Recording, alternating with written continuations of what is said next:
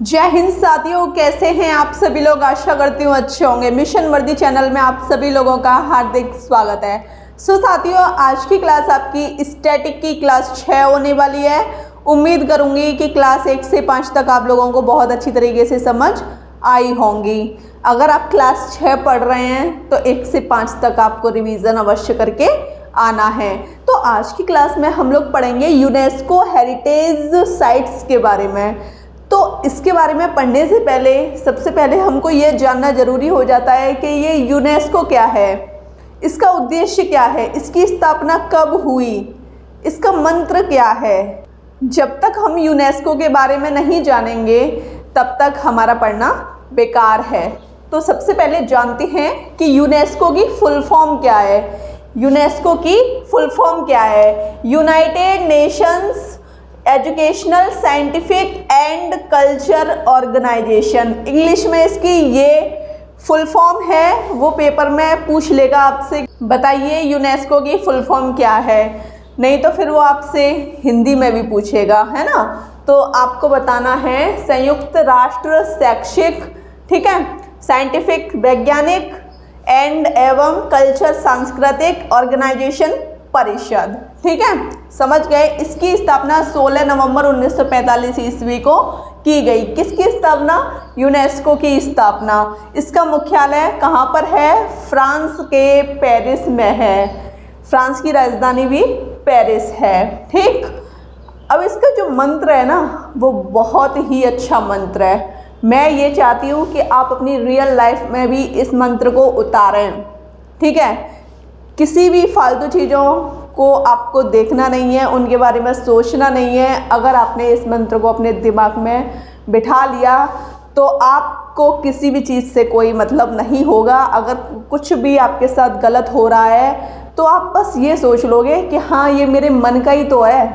बस मैं अपने मन में जो भी है, अगर हम सोचते हैं कि हो जाएगा, बेकार हो जाएगा, गलत हो जाएगा, तो वो गलत हो जाएगा नहीं, वो हम अपने मन में ही सोच रहे हैं। अगर हम सोचें, पॉजिटिव सोचें कि चलो अच्छा होगा, तो मन भी शांत और होगा, जो भी होगा अच्छा बुरा, कम से कम मन में तो शांति है। इस मंत्र को देख लीजिए, मुझे बहुत अच्छा लगा ये मंत्र।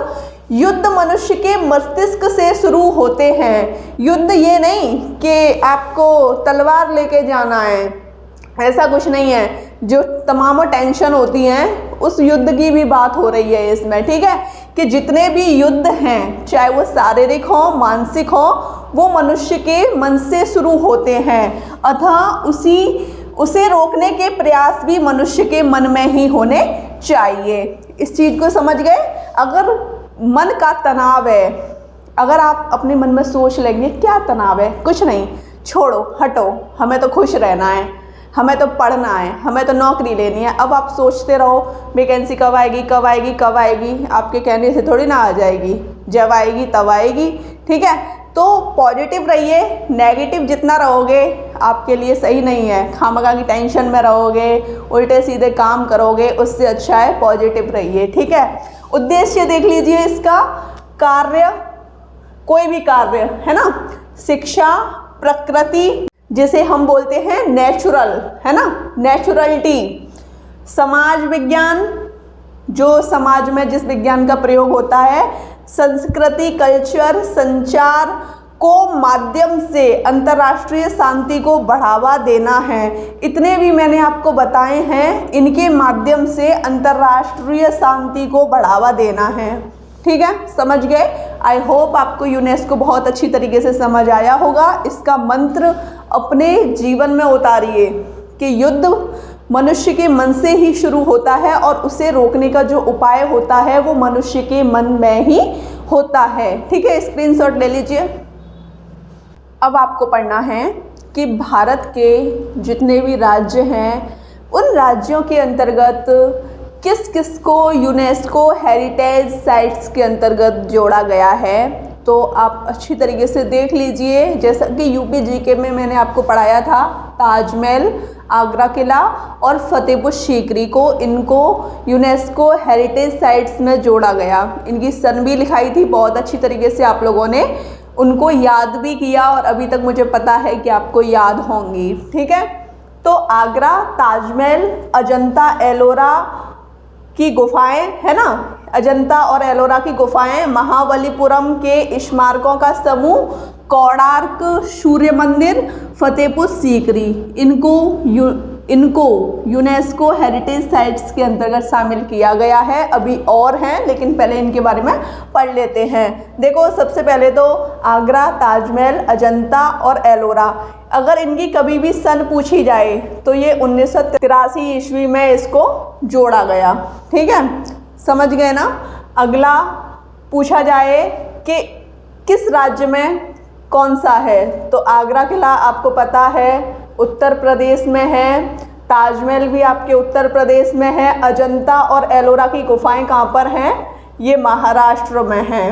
अजंता और एलोरा की गुफाएं कहाँ पर हैं, महाराष्ट्र में हैं। ठीक, इसकी सन आपको चारों की पता लग गई। 1983 ईस्वी में इनको यूनेस्को हेरिटेज साइट्स में जोड़ा गया। अगला है महाबलीपुरम के स्मारकों का समूह किस राज्य में है, तो ये तमिलनाडु में है। कहाँ पर, तमिलनाडु में। कोणार्क सूर्य मंदिर को भी जोड़ा गया, ठीक है, ये उड़ीसा में है। और फतेहपुर सीकरी यूपी में है। इसको कब जोड़ा गया, 1986 ईस्वी में। ये सन मैंने इसलिए लिखा दिया क्योंकि मैं आपको यूपी जीके में बहुत अच्छी तरीके से करा चुकी हूँ। जैसा कि साथियों मैं आपको फिर से बता देती हूँ कि अगर आपसे राज्य पूछा जाए कि हम्पी के स्मारकों का समूह किस राज्य में है, तो आप बता दोगे कर्नाटक में है। लेकिन अगर आपसे पूछा जाए कि बताइए कौन यूनेस्को हेरिटेज साइट्स के अंतर्गत आते हैं या नहीं आते, 4 ऑप्शन देगा। अगर आपको ये सब के बारे में पता होगा तो आप टिक लगा देंगे। ये आपको अपने दिमाग में रखनी है कि ये यूनेस्को हेरिटेज साइट्स के अंतर्गत आते हैं। तो देख लीजिए, हम्पी के स्मारकों का जो समूह है वो कहाँ पर है, ये आपके कर्नाटक में है। कहाँ पर, कर्नाटक में। अगला, खजुराहो के स्मारकों का समूह एमपी में, मध्य प्रदेश। एलिफेंटा गुफाएं महाराष्ट्र में हैं। ठीक, और ग्रेट लिविंग चोल मंदिर ये आपके तमिलनाडु में है। कहाँ पर है, तमिलनाडु में है। सांची के बौद्ध स्मारक ये भी आपके मध्य प्रदेश में है।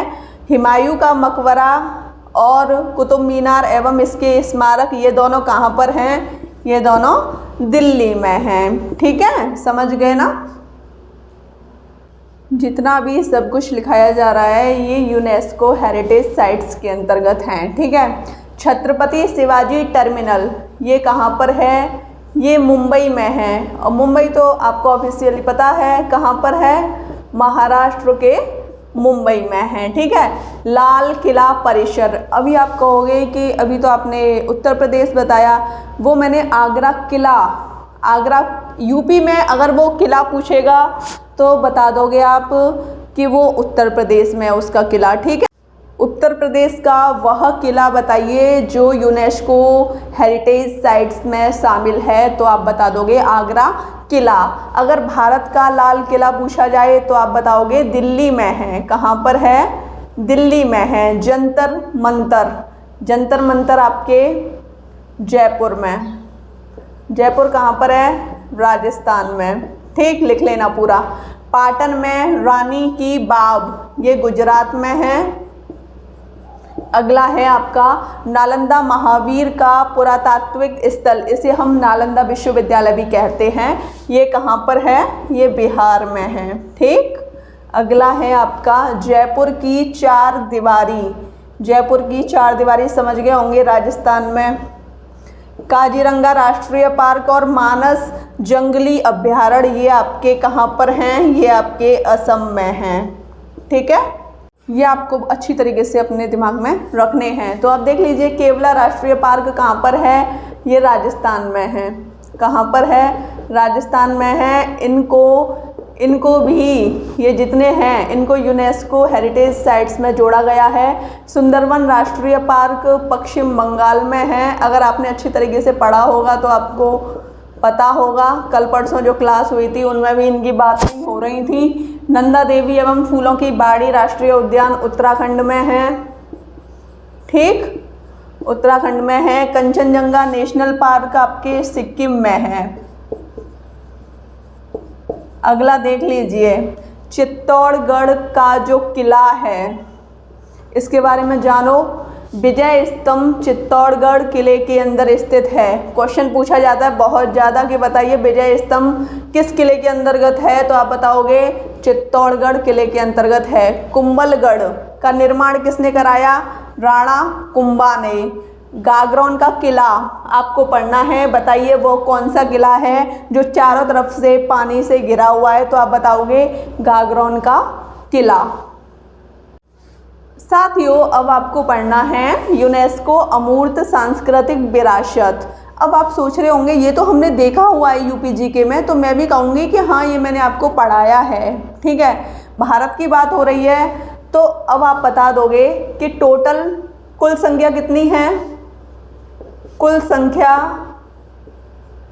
14 है, लेकिन हमको 2 ही अपने दिमाग में रखने हैं, एक तो रामलीला और दूसरा कुंभ मेला। रामलीला को 2008 में जोड़ा गया और कुंभ के मेले को 2017 में यूनेस्को अमूर्त सांस्कृतिक विरासत में जोड़ा गया। कुल संख्या मतलब टोटल कितने हैं जिनको जोड़ा गया, कितने हैं भारत के जिनको जोड़ा गया, तो वो 14 हैं। साथियों आपको आज की क्लास कैसी लगी मुझे कमेंट सेशन में बताइएगा। वीडियो अच्छी लगी हो तो चैनल को सब्सक्राइब कीजिए, लाइक कीजिए, शेयर कीजिए। जय हिंद।